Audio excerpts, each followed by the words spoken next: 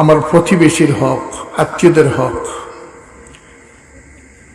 শ্বশুর বাড়ির হকে আমরা মোটামুটি সুচ্ছ্বাস, মানে এটা হেডকোয়ার্টারের বিষয়।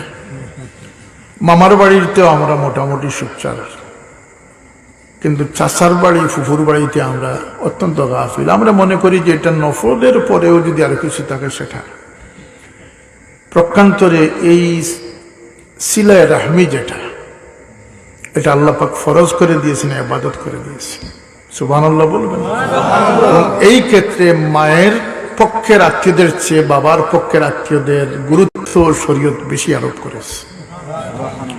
আপনি সব ভালো কাজের সাথে সম্পৃক্ত, মসজিদ, মাদ্রাসা, এতেকাফ, উমরা, হজ ভরপুর, কিন্তু আপনি আপনার চাচার সাথে সুসম্পর্ক রাখেন নাই, ভাইয়ের চাচা তো ভাইয়ের সাথে সুসম্পর্ক রাখেন নাই, ফুফুর খোঁজ খবর নেন নাই,